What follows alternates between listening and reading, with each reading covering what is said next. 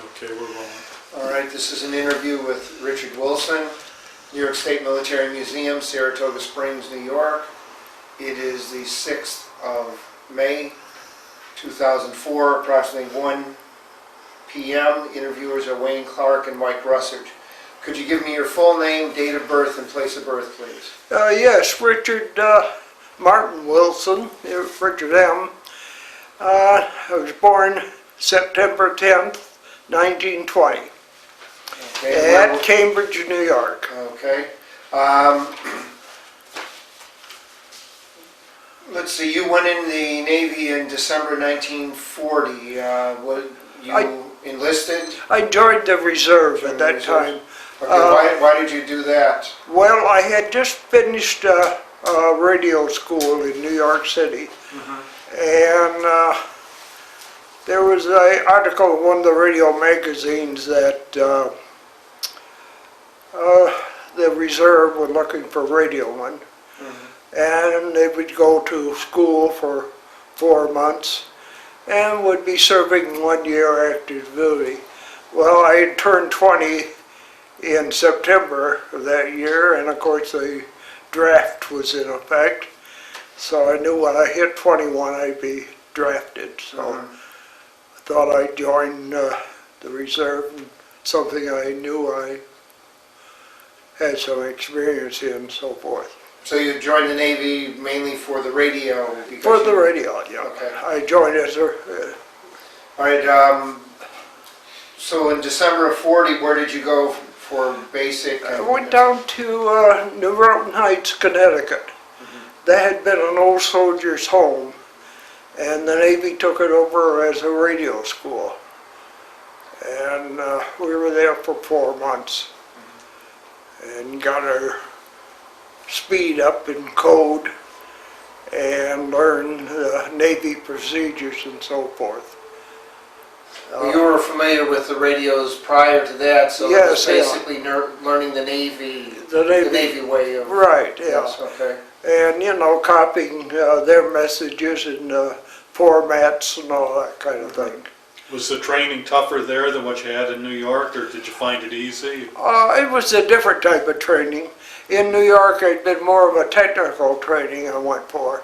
And I had gotten my first class radio license in New York, federal license.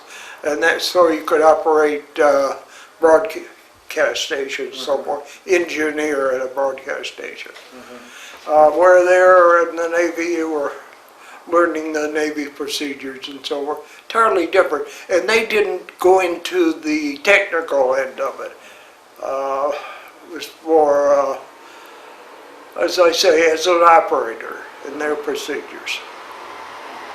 Okay, where did you go after Connecticut? Well, we took the train, went down to Norfolk, Virginia to the receiving station. And from there, I guess there was about 200 of us. We got assigned different things. I got assigned to USS Hamel, and it was a cargo ship, naval cargo ship. It was down at Charleston, South Carolina. We went down there and went aboard. The ship had just been taken over by the Navy. It had been the Dr. Likes of the Like Lines, which is a steamship company out of New Orleans. They're still in existence. I was down there a few years ago and saw the Like building in New Orleans there.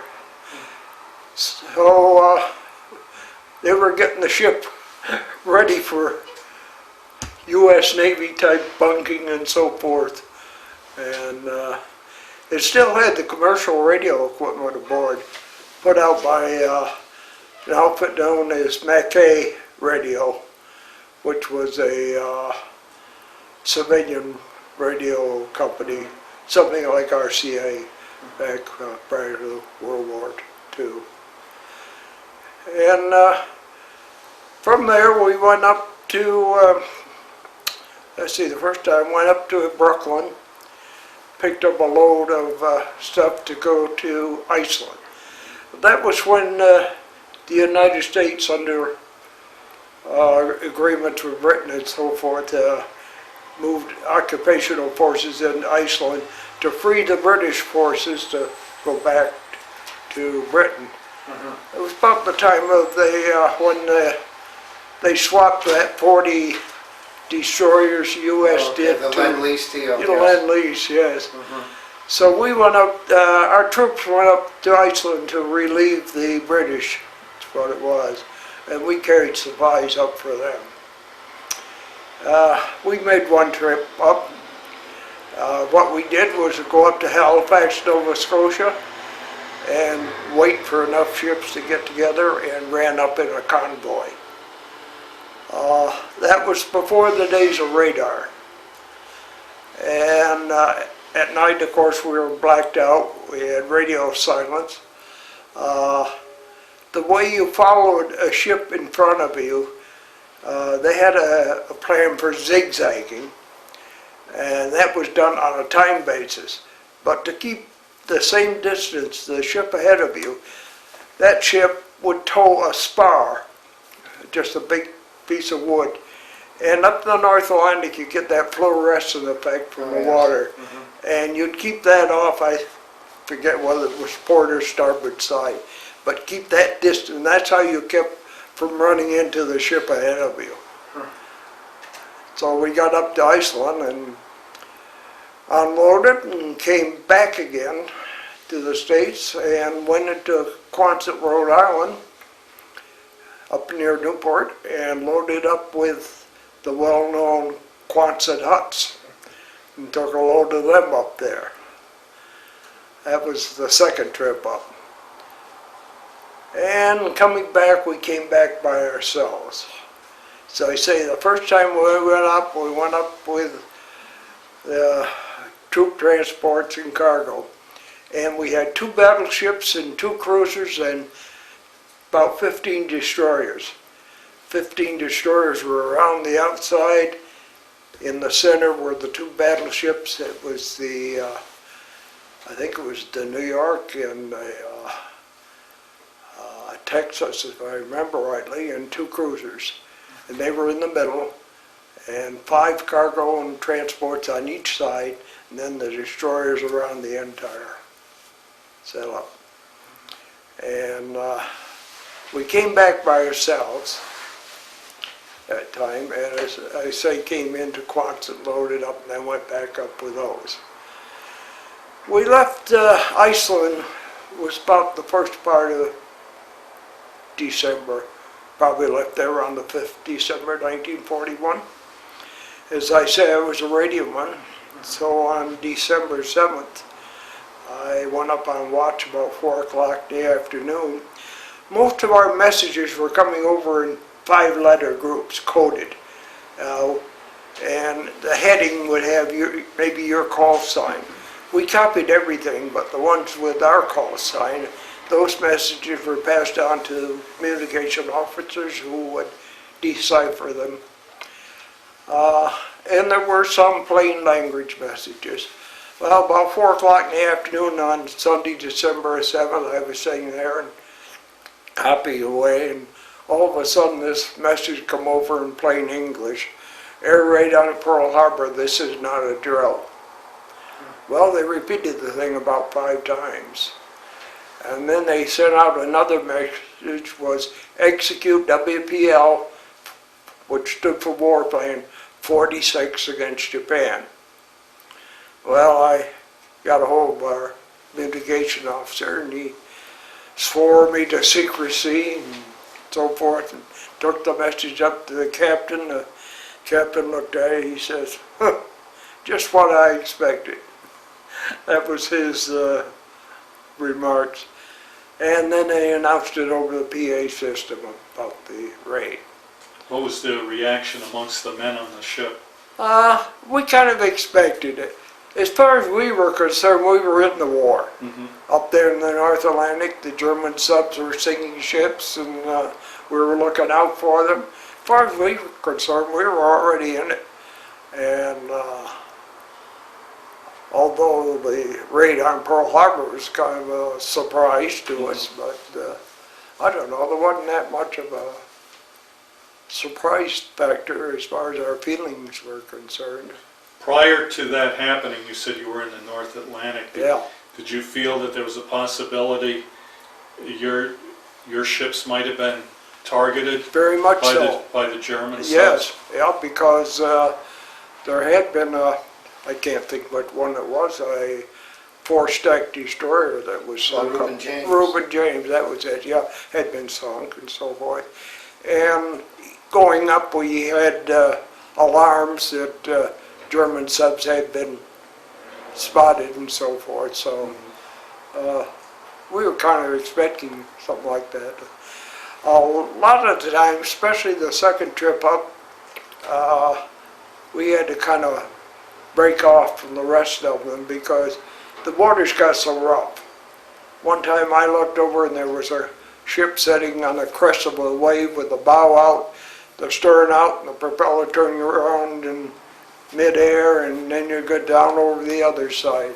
We used to have to tie our chairs to the desk, and we were copying code on what we called the mill, which was a typewriter, but with nothing but capital letters, and that's what you copied your code on.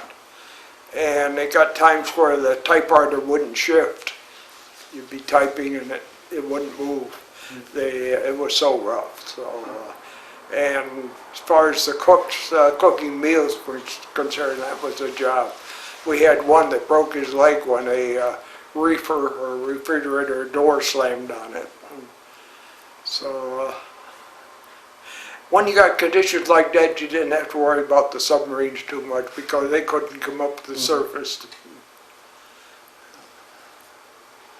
So, when you got back to base, what happened? We came a day or so out of Boston. We're headed for Boston.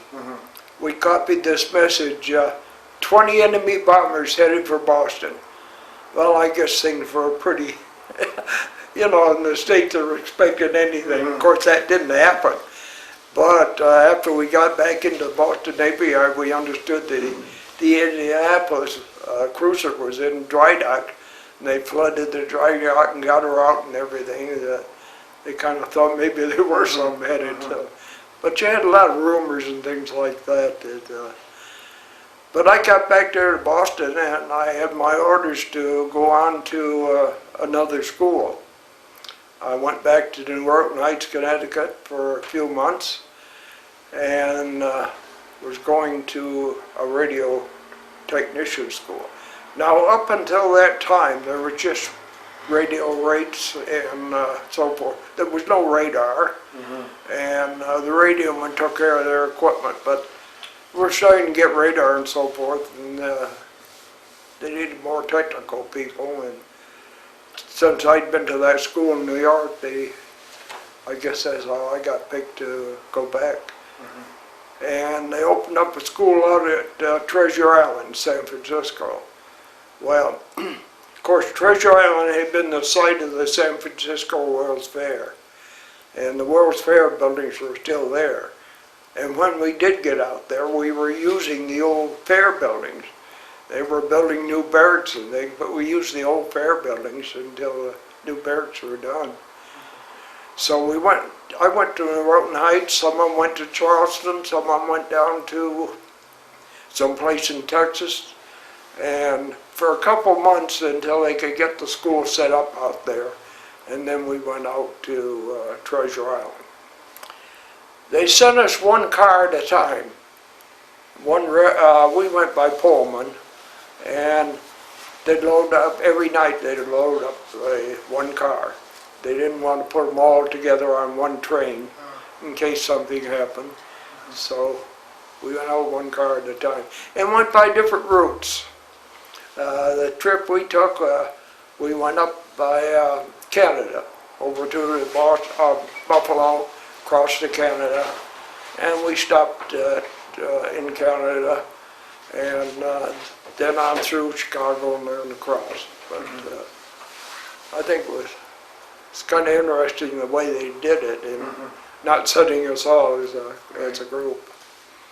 So I stayed out there till June, We left Norotan Heights in February, that's 1942, and finished the school out there in June. What happened, we got out there, and they took all of us and gave us an exam. From the results of that technical exam, that's how they split up the first 4 classes. So each one started, class 1 started more advanced than class 2 and so forth. So I ended up in class 4. So I got through there in June of 42. And then we were sent to the fleet. Group of us were sent back across country to Norfolk, and I was at the receiving station there. Well, there was a group of us that went aboard a Navy transport. There was 35 in my group. We were assigned the USS Juno, and she was down at Trinidad undergoing sea trials. And so we took this transport from Norfolk, and we're supposed to pick up the Juno down in Trinidad. Well, we got down there. We stopped off at San Juan and left off a group of people, and then went on down to Trinidad. We got there. Juno had sailed 2 days before we got there. Sailed through the canal into the Pacific. So what they did was reassign the 35 of us that were supposed to go on to the Juno to the section base down in Trinidad. We were kind of disappointed at the time, but come November 2nd of that year, that's when the Juno got sunk. Only saved 10 men out of the whole crew, and of course included were the 5 Sullivan brothers that were lost on that. That was the last time they assigned brothers to the same ship. So in that respect we were lucky. So I was thinking about that the other day when this business come up about showing these flag draped caskets coming into Dover, Delaware and so forth, and people all upset about seeing the pictures of them. I thought to myself, I wonder how many of those families of the 700, almost 700 that went down on the Juno, would have liked to have seen the caskets come back and flag draped, rather than the remains of their loved ones being down at the bottom of the Pacific, never to see them again. So that kind of, you think about things like that. And also with the reserves, I got thinking about how I got called to 1 year active duty. My father and grandfather were both in the New York National Guard in New York City before World War I. They were called to active duty, went down on the Mexican border, then came back to Camp Wadsworth, and from there to Newport News, and got shipped over to France. So really, I think each generation has gone through something like that. So I stayed down there in Trinidad for a year.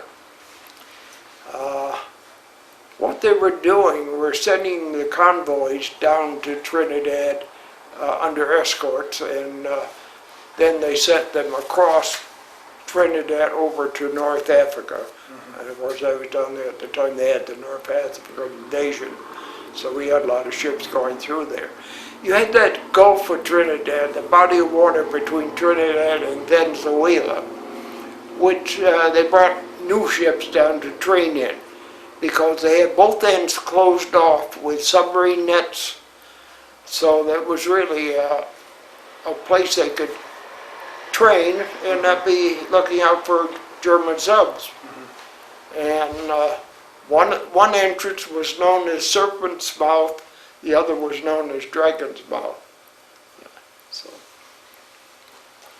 So then I left there, I came back to the States, I went under the Navy V-12 program and got sent up to Cornell University. Well, young at the time and so forth, I enjoyed my liberty more than I enjoyed studying, which I think a lot of people did. I was there for a year and then left there and Well, first of all, I went over to Colgate and spent about 4 months there, and then got reassigned back to the fleet again. They felt like I was first class petty officer by then. And I went down to the receiving station in New York City, Pier 92, and got reassigned to the USS Panamint, AGC 13. Well, it was under construction over at Hoboken, New Jersey, Todd Shipyard. So we were on per diem over there until they got it finished, and of course go down every day and go aboard. And had a rather interesting story there. I'll tell you about meeting a gentleman down there, an electrician, a civilian electrician. He had a bum leg, so he couldn't be in the service. And got to know him quite well. So I'm going to run into him again later, which I'll tell you about. But anyways, we put the ship in commission, and we were supposed to go in commission on Friday the 13th, and they decided, well, with our number being AGC 13, it better not do that, so we put it in commission on October 14th. And went out on a little shakedown up in Long Island Sound, back to Brooklyn, and then we headed south, down to Norfolk, on down through the Panama Canal, up the west coast to Mare Island, up near San Francisco. We had some more work done then, and then we took off for Pearl Harbor. AGCs, they look like a cargo ship. I have a picture of one here.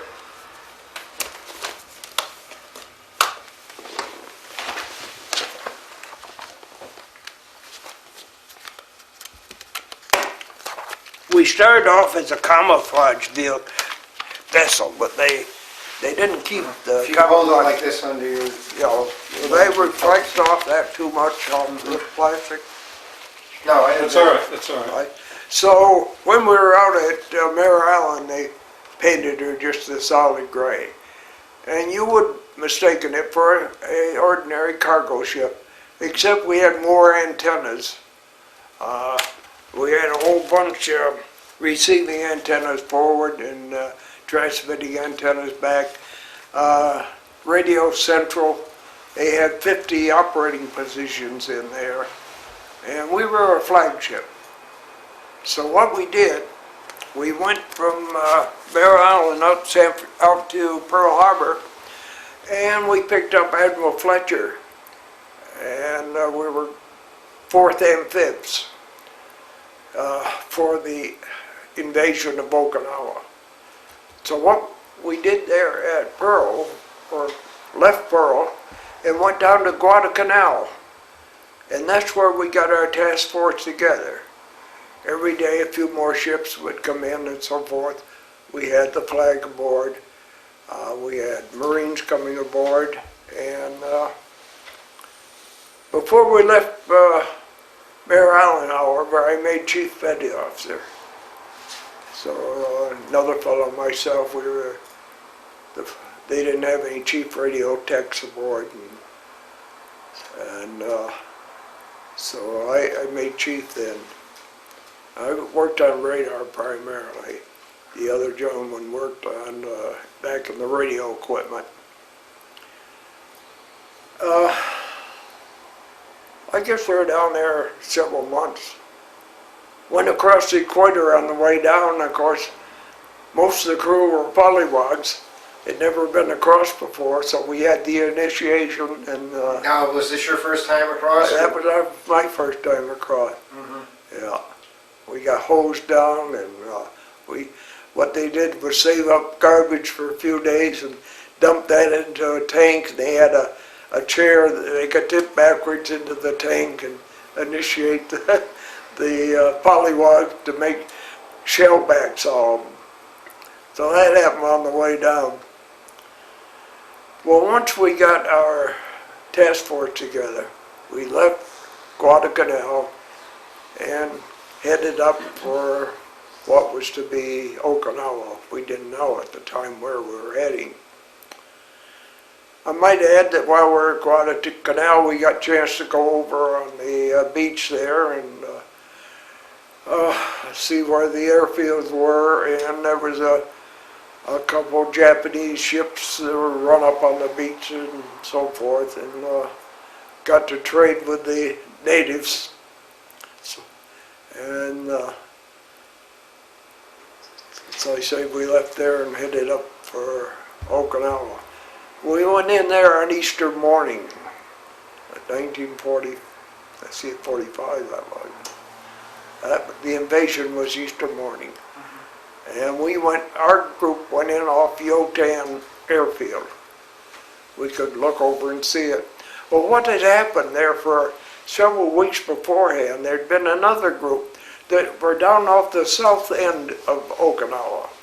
And every day they'd load up the boats, run them in towards the beach, turn around and go back again. So it resulted in the Japanese force being pulled down to the south end of the island, expecting an invasion there, where we came up through the China Sea on the west side of the island, and the Marines went ashore there at off Yotan Airfield. We had some of the Indians aboard. They had a name for them, where they used... Oh, the wind talker. Wind talkers, right, yeah, we had some of those aboard. Wow. Yeah, that communicated with our Marines over on the beach. Several of them were sergeants, and as a result they berthed and got their meals in the Chief Petty Officer's quarters. We got to visit with them quite a bit.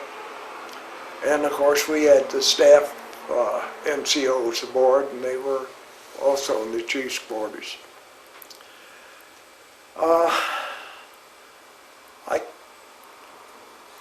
I've got I could tell you the exact dates when we left there, but we took on Army force and went in for the occupation of Shima.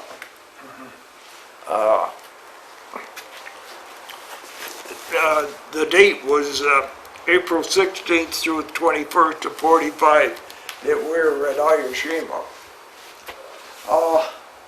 This map was one of the official maps. After the whole thing was over, we got back to Pearl Harbor. They cleaned out the staff quarters and threw all this stuff away. So I picked up a few of them. This is one of them. I picked one I saved. I wish I'd saved more of them. Aerial photographs of Naha and things like that. But I have a picture of the Panamint up in the corner there. Okay. Now, were you subjected at all to any of the kamikaze attacks? Yes, we were. Yeah, especially up here at Shima. We had two of them come in at us. One of them came in and landed in the water near us, and they rescued the pilot out of it. He didn't even try to hit us or anything. Through translators, he told him he wasn't ready to die yet. So. Now, what kind of armaments did you have on your ship? We had two 5-inch, one forward, one aft, and then some 40 millimeter. And one morning up at Shima, we had two torpedo planes come in.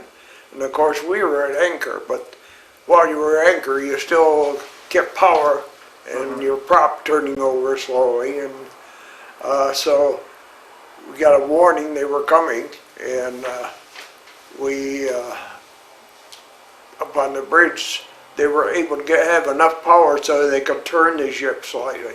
But both planes got shot down, but not before they released their torpedoes.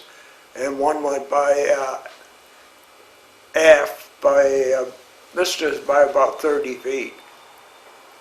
So we figured maybe that number 13 was a lucky number.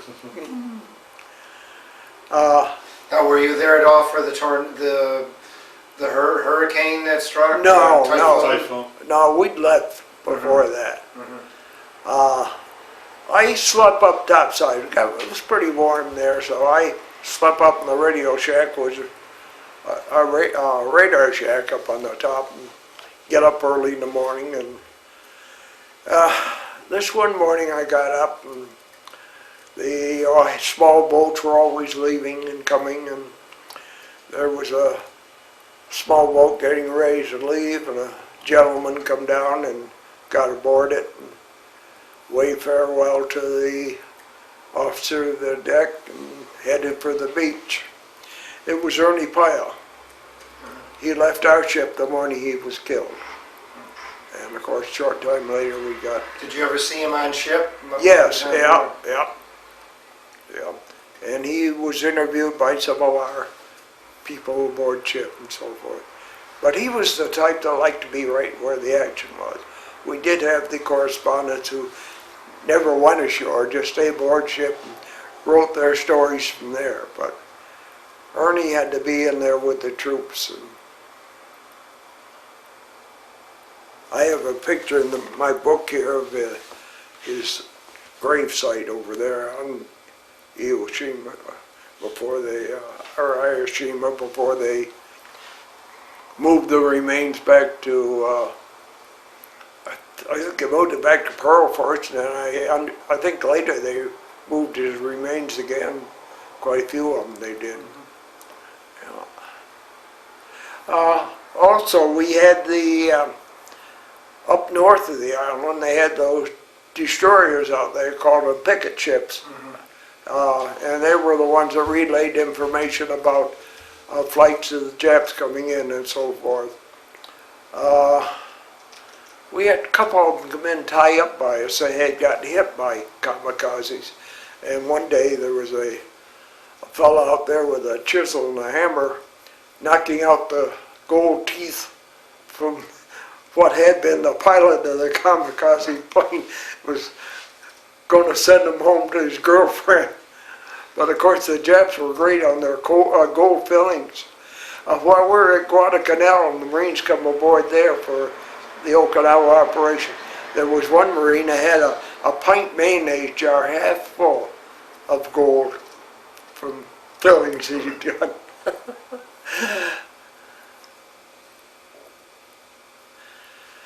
Well, we left Shima, went back to Saipan, and I had a cousin that was killed at Saipan, and so I got a chance to go over and found his grave then. After the war, of course, his remains were sent back, and they're buried down at Scattycook. He was from Troy. And then from there we went back to Pearl Harbor, and we started getting our command aboard for the invasion of Japan. And about that time is when they dropped the atomic bomb and Japan surrendered. Do you remember how you heard about the atomic bomb and your reaction at the time?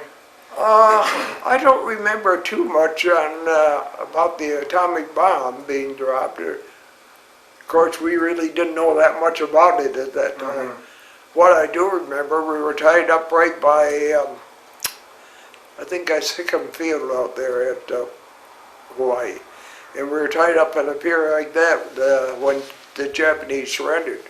And we woke up early in the morning with bands playing down on the pier, and that was when they announced that Japan had surrendered. So that changed the plans. So we took off from Pearl and went up to Adak in the Aleutians. Picked up Admiral Fletcher, and we went in for the occupation of northern Japan in Omanada. And we had the surrender ceremonies for northern Japan aboard our ship. By the way, I'm going to give this, I'm going through it and run off some things, but sometime in the future, I'm going to give this book to the museum here. Thank you. And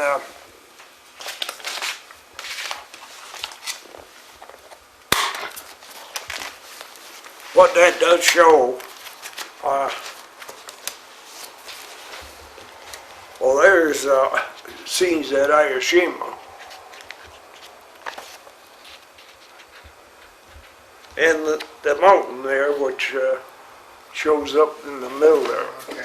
Yeah, shows right up here in the middle of the picture. Shows some pictures of that. And the ship, landing craft going in. And the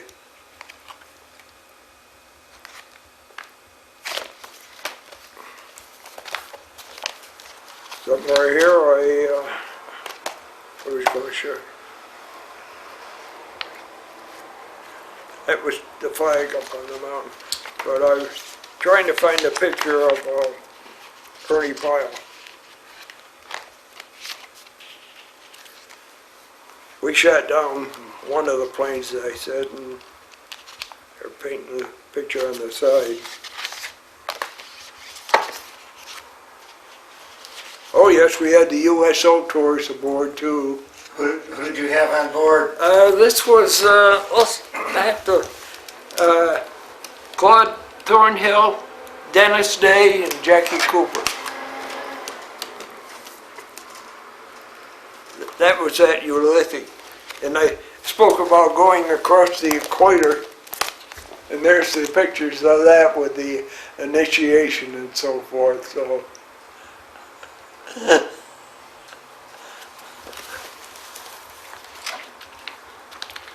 One of the things you had to do, we had a signalman who was kind of a stout individual, chief signalman. He was Indian, and he was the royal baby. So all the polygons had to kiss the stomach of the royal baby as part of the initiation. Let's see if I can find this one.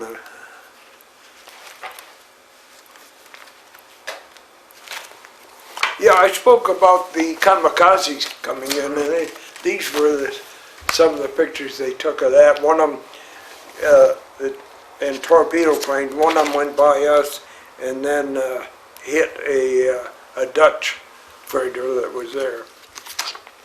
Here are the pictures of our... Well, there's Ernie Pyle down on the down bottom here, yeah. Did you ever get to talk to him? I didn't know, no. And then over here is his original burial site, over on Shima.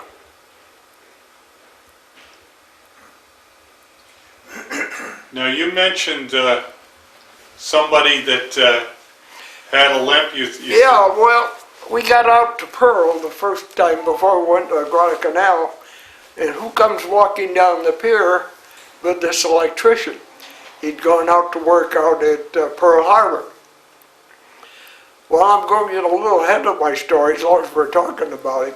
1946, I was on a destroyer over in the Mediterranean, and we were up at Trieste, and I was sitting at a sidewalk cafe there. Who comes walking down the street but this electrician? He joined the merchant marine and was on a merchant ship over there. So I ran into this fellow in 3 different places, 3 different parts of the world. just shows you how small the world is. Yes, it is. One other time, this is when, well, I went back over to the Med later on, and this was in the 50s. And we were sitting at a sidewalk cafe over in Naples, and there was 2 ladies there, tourists, and one of them says, "You're American servicemen, aren't you?" We said, "Yes." Well, they said they were from the States, and I said, "Whereabouts?" "Oh," they said, "a town upstate New York, Chatham, New York." I said, "Oh yes, I know where that is. I was from Cmbridge." Oh, she says, my husband goes fishing up in the Battenkill all the while. So it doesn't matter where you go in this world, you just can't get away from people that know the area. Or Yeah.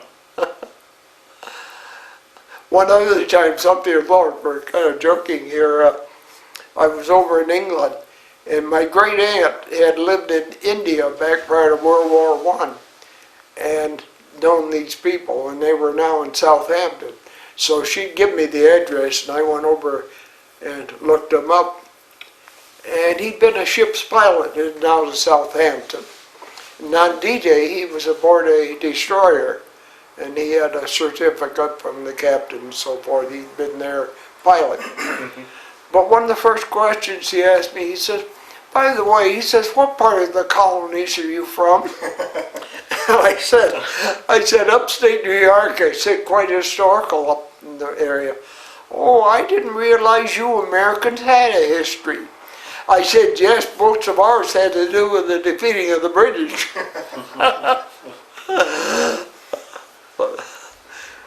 And I also found over there, you get talking to people, and I say something about, living in up this area. They said, whereabouts? I said, up near Glens Falls. Oh. And I said, Glens Falls is the place where the cave is, where they hid from the Indians in the last of the Mohicans. Oh, yes, because everybody over there has read Cooper's books and knows about that. So there again, it's a small world. But anyways, as I say, we went up to ADAC, picked up Admiral Fletcher, and went in for the occupation unit at Omanada. And there are quite a few, see, we had our own, aboard the ship, like, we had our own printing group. Department did nothing but printing, because they were always printing up the plans for the operations and so forth. So they printed up a pamphlet. And that's where this one with all the pictures came from. They did that aboard the ship too. But this one here, it gives the all the information about it, and here is where the Japanese signed the document and so forth.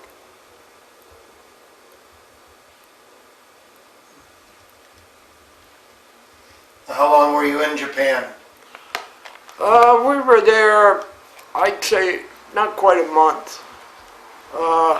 Some of the prisoners came aboard our ship while we were there from the prisoner of war camps up in Japan. Were they in pretty rough shape? Not too bad, no. We got a picture here somewhere. Here it is.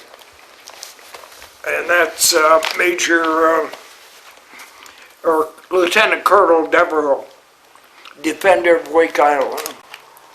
And following the release from the Japanese prison camp, he was here visiting with our captain. We weren't allowed to shore there. I'll ask you if you ever went ashore. But what we did, we went in the boats, went along the shore where we could look at it and things. But we had no troops in there yet. We were the only ones there with this Navy group for the surrender. And the Army troops had not arrived yet.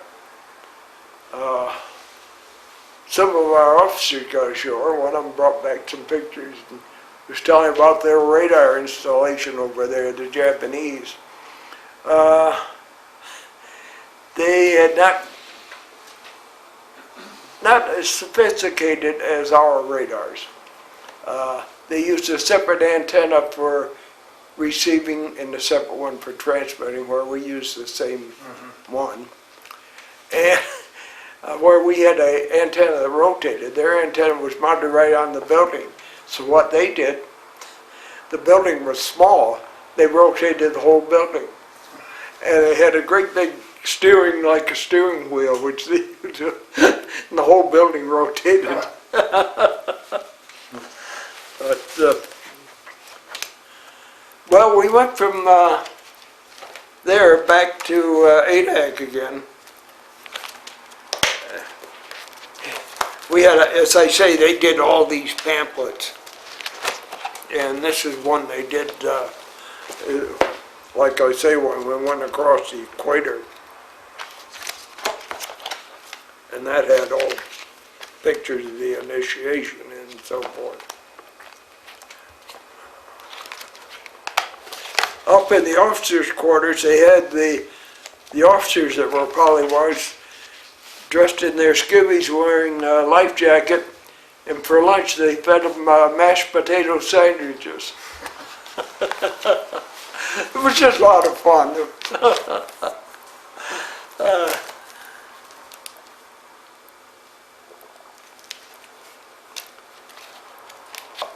I say that this is something that's interesting. I was always a great one for saving stuff. Yes, I know that.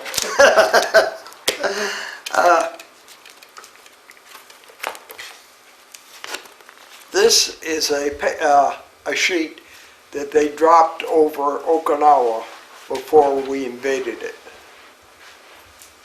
And of course, written in Japanese. But here is the translation of it. American Army's your friend and so forth. But that is a sheet they dropped over Okinawa. I doubt there's many of those like that. No, I imagine there are. So you see, I haven't changed.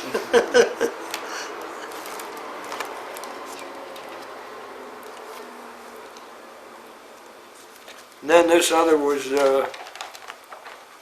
our menu for the chief's mess for Christmas Day. And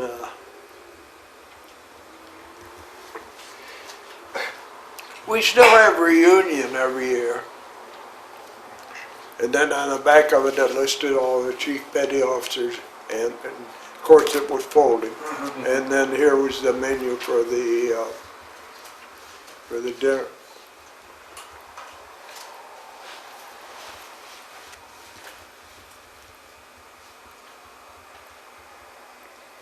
Okay.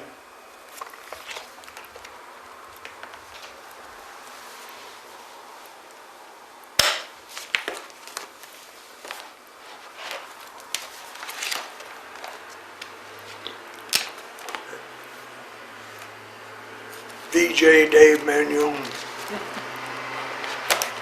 That's kind of a interesting cover on the VJ Day menu.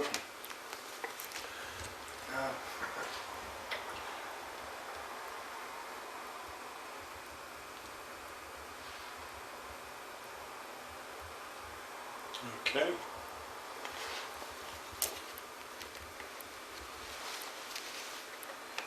Then, like I told you, we weren't allowed to go ashore up in Japan, but we did. We're allowed to. We would go on these cruises along, where we could see the beach and so forth. Okay.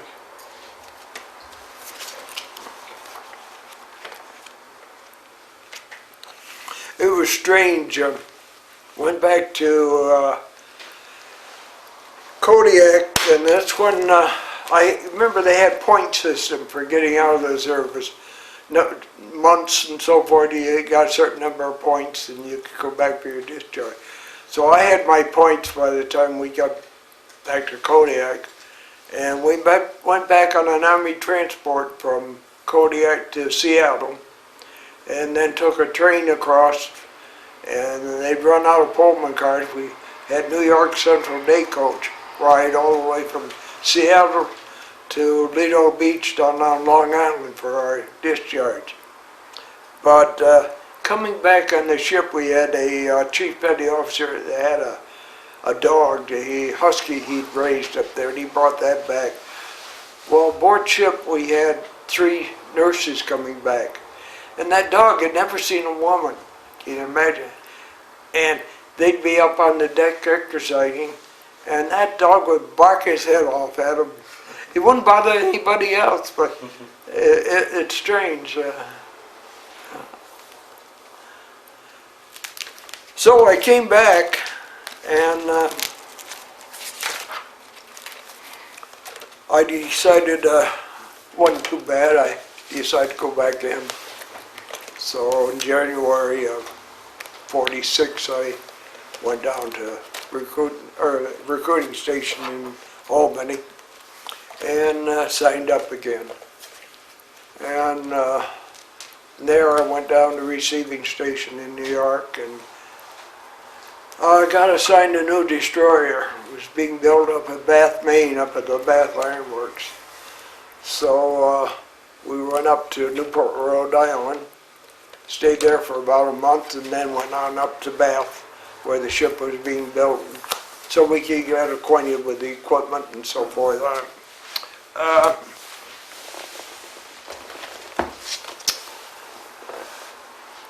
We came back down, got commissioned in Boston, went down for a shakedown cruise down at Guantanamo Bay, Cuba. Came back, and that was about July of '46, and all the reserves went out of the service at that time. Well, radio technicians, today the rate had again been changed to now electronic technicians, but the radio technician rate was mostly all reserves. So all my technicians, outside of myself, were discharged. And told afterwards that that date, there was only 600 technicians left in the Navy, 175 chiefs, and the rest were first, seconds, and thirds.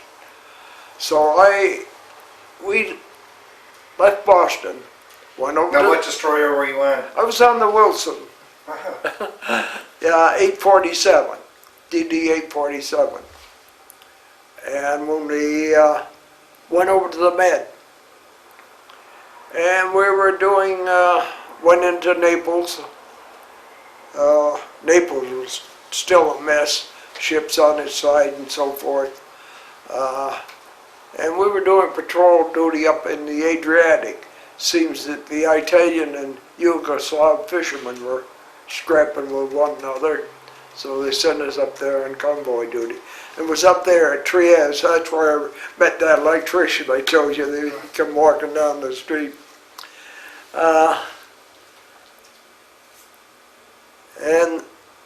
And we came back down to Naples, and I received orders to report to Great Lakes for instructor duty.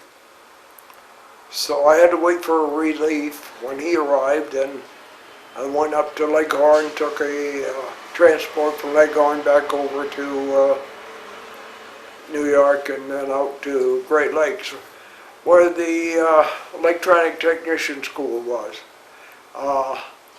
It had been down in Washington, D.C., what they call Belleville, D.C., and they moved it up to Great Lakes, so I stayed there for 5 years, which is a long while, but quite a few of us stayed there that long for teaching up there.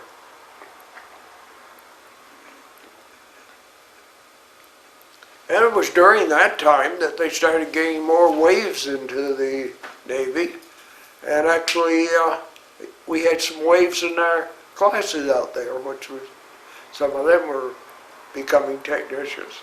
I know it's strange today to go aboard these naval ships. I visited several down at Norfolk and see all the waves, the female personnel aboard the ships and so forth. Of course, during the war, only ones you had were the nurses.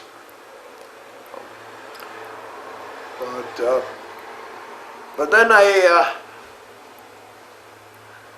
got promoted to warrant officer. And of course, I left out there.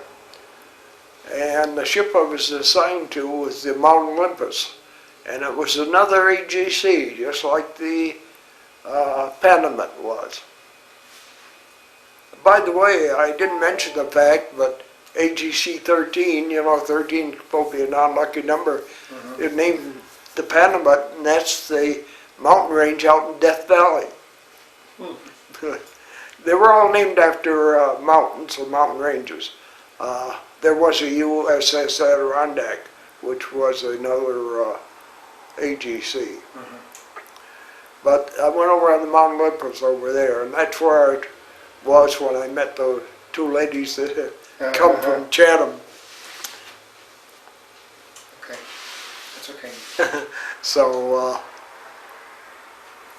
I stayed there, but then my first wife was taken ill. She had When did you get married? I got married right after World War. I had met my first wife during World War II in New York, and we got married right after the war. Oh, okay. Yeah.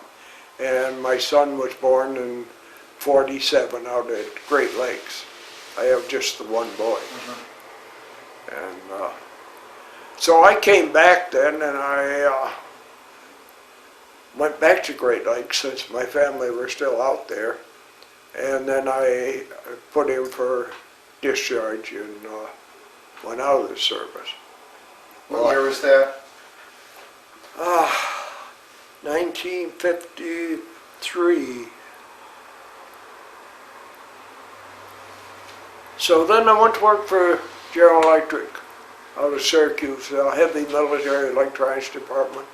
Went to work as a field engineer, and I got assigned to Brooklyn Navy Yard, and I was down there when they built the Saratoga, the aircraft carrier.